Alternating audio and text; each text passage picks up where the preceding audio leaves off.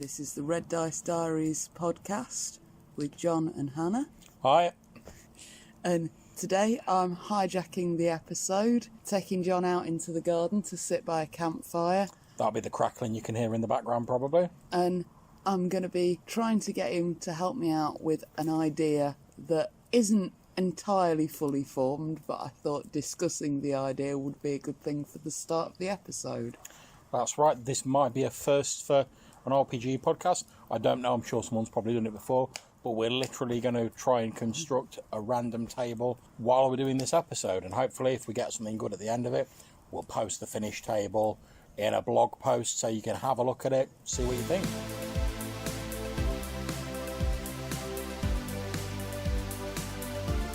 So we were watching the other day, I think it was MasterChef or something similar. No, it was Great British Sewing Bee. That's right, yeah, it was, yeah. And we watch a lot of those sorts of shows, although usually they're about cooking. Because I love cooking programmes. It occurred to me how, like, at the start of each episode, they'll do a rundown of the contestants and give you, like, a 1 or 2 sentence thing that sums up a bit about that person and their background. And normally on MasterChef it involves some sort of relative who's like going to be proud of them or is going through some hard time. Bit of a sort of personal interest, sort of like public sympathy sort of deal, yeah. Indeed. And it struck me that it would be quite useful for me in my Star Trek game to have a chart that gave me little bits of background like that for red shirts, and that it'd probably be similarly useful in Band of Blades, where you've got loads and loads of the rookies and the soldiers that you need to keep track of, as a way to flesh those out. All right, well, hold on a second. Just in case there's anyone who has been, like, living in, like, the Mariana Trench for, like, the last, like, 20 years or whatever, what's a red shirt? Oh, red shirts are the minor characters in Star Trek which normally get killed off. In the RPG that I'm running, they are any NPC who isn't a player character or important to the story, and therefore they're like 1 hit point characters. But it is nice to just flesh them out that little bit. So like extras, effectively? Yeah, extras. That's a really good term for it, actually, for across all games. Not just a pretty face, you see. But yeah, it struck me that it'd be quite a useful chart to have. Yeah. So from what I understand, because we've chatted about this a little bit, we're going to be trying to put together this table as part of this episode. Then, as I've said, if we get something good, we'll post it up afterwards. So, have you got any idea about what sort of things we're going to have in this table? What sort of headings we're going to have on it? Well, I think the first one should be a descriptor. So things like old, young, fat, thin. So this is describing the characters as well as giving them a background, yeah? Yeah, just so that we end up with 2 or 3 sentences at most. Preferably just 1 sentence out of this. Also, it like gives a you a Mad Lib. little way to... Yeah, exactly. So, other descriptive terms. Let's see. So you've got old, young, fat, thin, tall, short, stocky, lithe. Are these just physical, or can there be a lot other? Again, yeah, others are good too. Confident, nervous, brash, fearful / cowardly, whichever term you prefer. Prudent. I'm going to add pretty and ugly onto the physical ones. Okay. Courageous. Yeah. Intelligent, cautious. Okay. So we could go on with descriptors all day. Yeah, of course we could. Yeah. So next one will be... Well, I was going to say, before we go on to the next one, it might, if we were doing it as like a Mad Lib, like for instance, there's a game Numenera. Well, you design your character. You design your character as I am a something that somethings. So you might be like, I am a brave warrior who has magnetic powers. So maybe it might be an idea to think of how we want to phrase the results from the table in like a sentence. Okay, so the next word I was going to go with was from. As of where they come from. As in local, distant traveller, lands, city, country, obviously. Country. I want to say shore, but I don't think shore's the word. Coastline. Coast, yeah. Island. Spaceship. Now, obviously, these are things I'm looking fantasy here as I'm writing these, even though I'm thinking of my Star Trek game. Okay. But again, these are things that you can mess about Mountains. with. Yeah. You can put all your different types of terrain in there, like swamp, desert. Yeah, and when I do this Star Trek wise, it'll be so yeah, let's have a fantasy list and a sci-fi list. Colonies, Space. Homeworld. Ship. Ship raised. Alien world, as in raised on a world that's not your species' homeworld. But what's it, like belter, like if they're raising like an asteroid belt or something? Belter.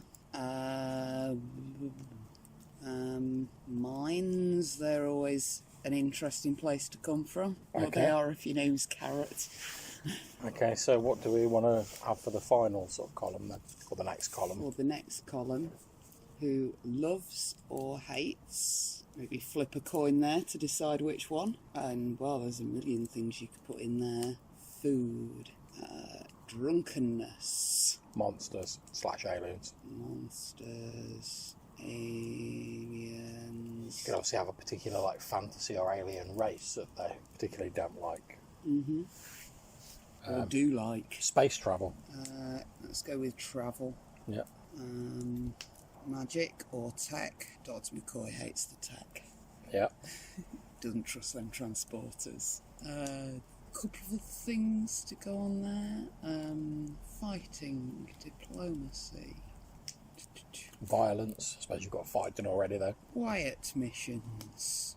I can see some characters getting quite irked with that. Especially red shirt types. They want to be in the action. And then we get to like the sort of more, I suppose, daft one, which was going to be because. The only problem I can see with that is that becomes a bit more difficult. Because it depends on what you've got there. Unless we keep it very generic. So like, how about because of an incident during childhood? Yeah, that's the kind of thing I was thinking of. Because that's how they were raised. Trauma from a previous mission. Okay, so what else could we have? Because it reminds them of their lost love. Because that's always a good one for sticking some extra, stick the dagger in when the NPCs die in there. Something that happened to a friend or a family member. What else could we come up with? They were mistakenly accused of something.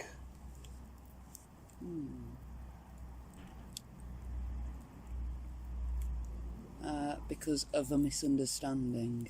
Mm-hmm. So that's a sort of a vague starter for it. Yeah.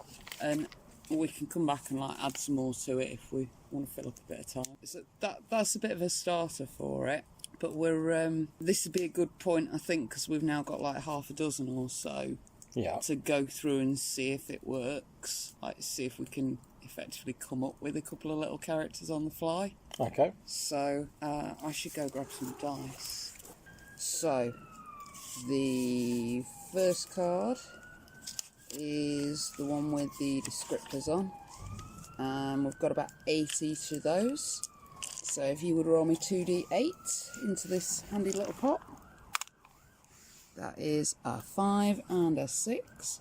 So we have a short, intelligent guy. Okay. Who is from... Are we going sci-fi or fantasy? Let's go fantasy. So yeah, a d8 again. It's a 1. It's a 1. He's local to... So a short, Our intelligent fantasy guy who's setting. local to the area. Okay. And he loves or hates. So roll me 1 and tell me whether it's odd or even. It is even. Even, so he hates it. So he's a local, short, intelligent guy who hates 6. Fighting. So he's a short, intelligent guy who hates fighting.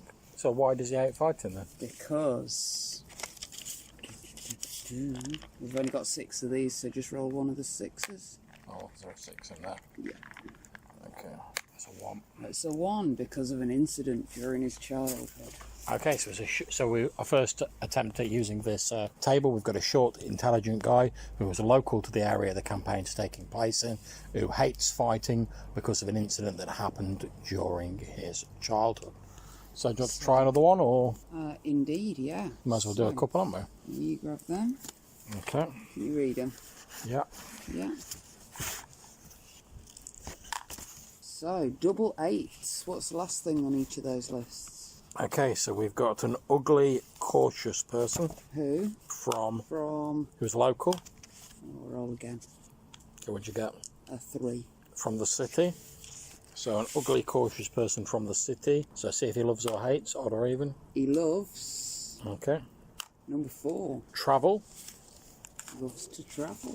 So, an ugly, cautious person from the city who loves to travel. Because we're on a D6. Number 2. That's how they were raised. So, an ugly, cautious person from the city who loves to travel because that's how they were raised. Maybe their parents travelled around a bit. Maybe they've Who got knows? merchant parents who did a lot of travelling. Yeah.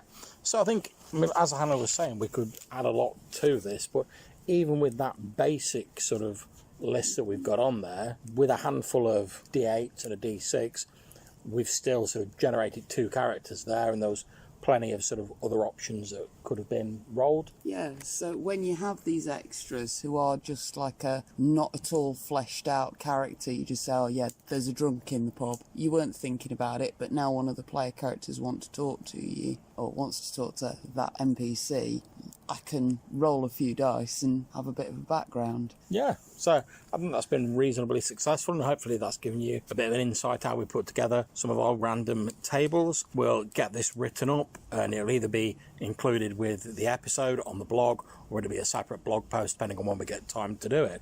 But either way, we hope you've got something out of the episode. Yeah, and if anybody's got stuff that they'd like to add to these charts, do send it to us and we'll add it onto it at some point, although whether it's on the first publishing is another matter.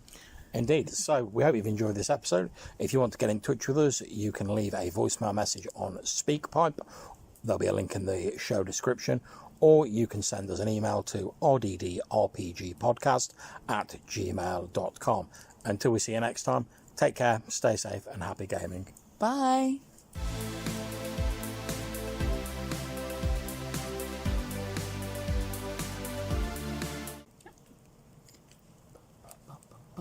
There's the intro music.